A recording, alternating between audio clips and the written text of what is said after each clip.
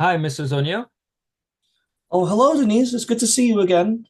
Hi, great seeing you. How are you? I'm doing okay. I'm doing okay.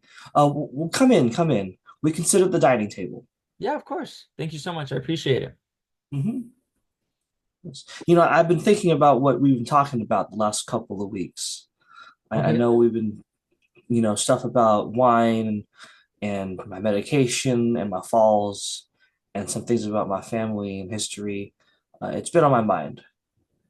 Yes, I know it has been on your mind, and I'm sure, with the falls, the medication, your family, so many stuff has been going on your mind. And I know we also discussed about the AA meeting last time. And that's why I'm here today. I would like to see if we could incorporate some type of plan in order to see where we are as far as helping you and supporting you. hmm Okay, so today I have a worksheet. It's a decisional balance exercise. I'm gonna hmm go ahead and give it to you. Okay. And then I have a copy right here for myself. This Mhm. is just in order for me to get an insight as far as how I can help you. We are going to discuss about some sensitive topics. Shouldn't be too much sensitive, but they are, similar to the situation that you're in as far as alcohol and sobriety as well. Mhm. Um, is this something you feel comfortable discussing about with me? Yeah, I trust you. We've done this a couple of weeks, Denise, so I know some of these questions can be hard as I'm looking at it, but if we're doing them together, I think I can get there. Great. I'm happy to hear that. Again, yes, it is hard. It is a sensitive topic, and I truly understand, where you're coming from, and that's why we will be doing it together. Um, at any given time where you feel uncomfortable and you really don't want to discuss the certain topic or even the question, answer the question itself, please feel free to let me know. We can go ahead and move on. And yeah, how does that sound? Sounds great with me. Perfect. So I know we talked about the alcohol drinking, and I'm very much aware of your ex-husband, Jim, who was an alcoholic, and may he rest in peace. He did pass away that you share with me.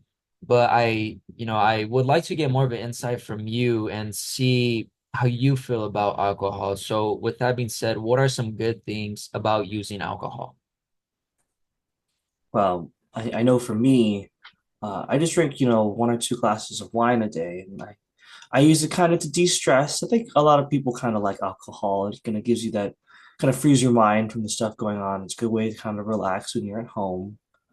And I know it's something I used to do with my ex-boyfriend Jim as well. We would go out and drink. So sometimes, I can't do it with him anymore, but I could do it myself. And I know it's supposed to be good for your heart, right? Yes, wine does have its research.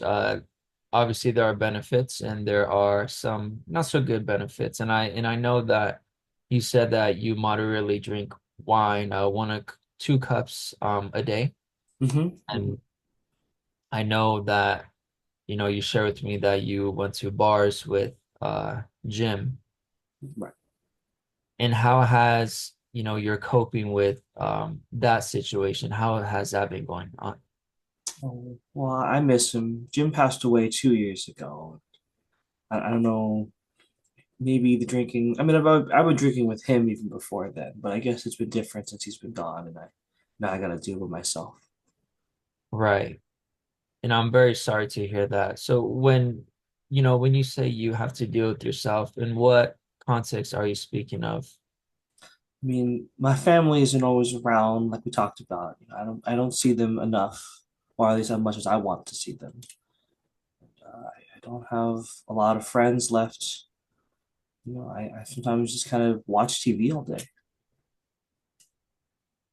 Right. And with you watching TV, how has that helped you in regards of, missing your family and missing your friends? It's just a way to pass the time, right? Same as the alcohol. You have a glass and you watch some TV. Kind of lets you disconnect from it and just kind of relax and not have to worry about some things, right? Right. It does make you relax, de-stress as you stated. And within that period of time that, you do happen to drink alcohol and, so many traumatic experiences that you've dealt with, have you found or thought about some not so good things about using alcohol? Well, I know last time we talked, it might be responsible for some of my falls. I'm not super sure about that one, but we're looking into it. And I know that you also told me that sometimes alcohol and some medications don't mix too well. And so I hope I'm healthy. Maybe I should look into that a little more. And I mean, I guess like talking about my ex-husband before Jim, my ex-husband was addicted because he was an alcoholic and he left, and I had to be a single mother. So I, I don't ever want to be like that, you know. So I can see that kind of being some problems. Right, of course. We as humans have our own goals.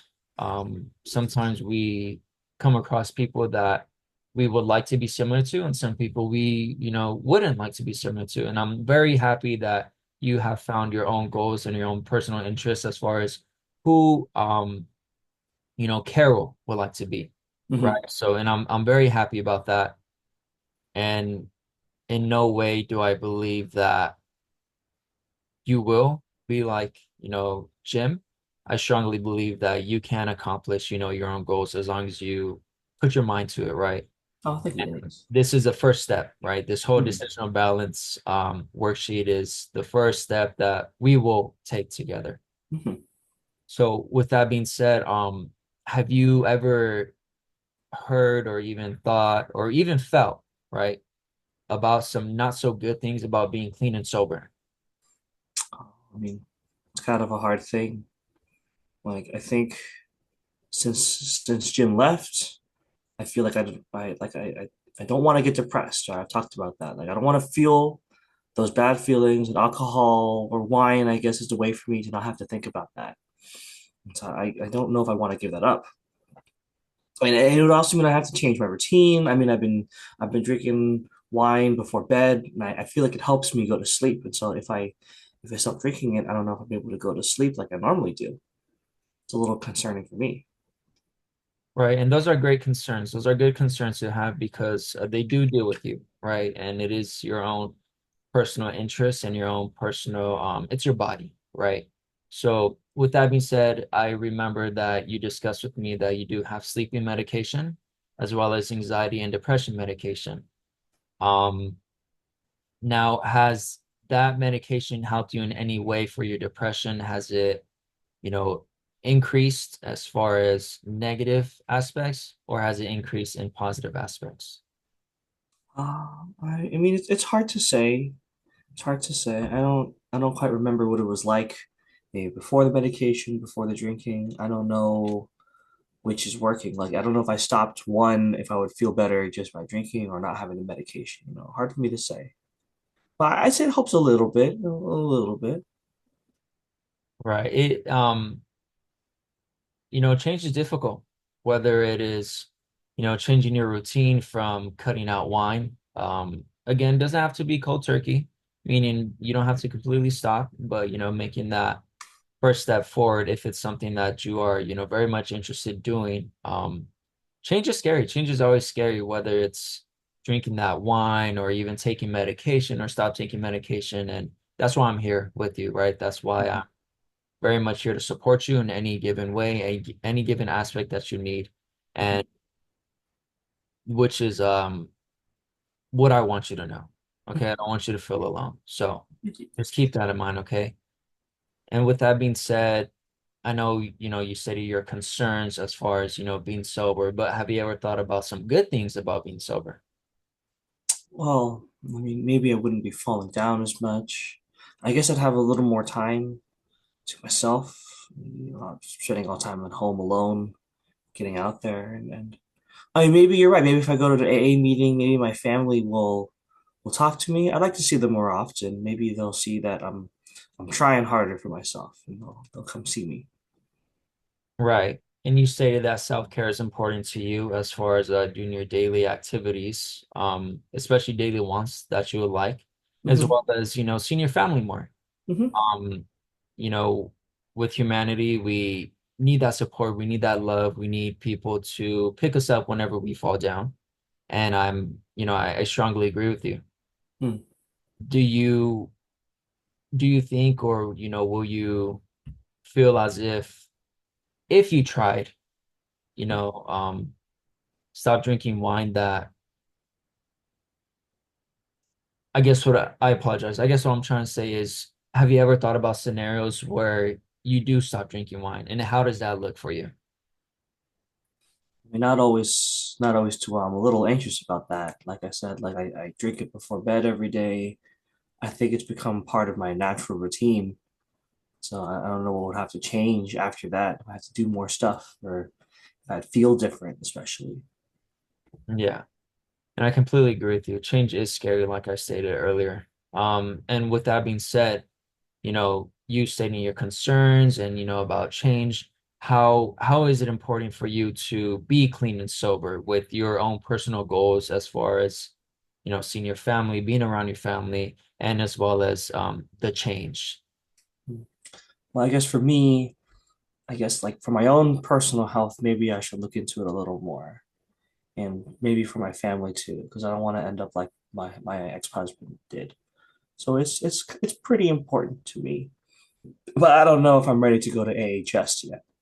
Right. And that's totally fine. We don't need to make that big jump right away. And on a scale of 1 through 10, how important would that be for you as far as being clean and sober?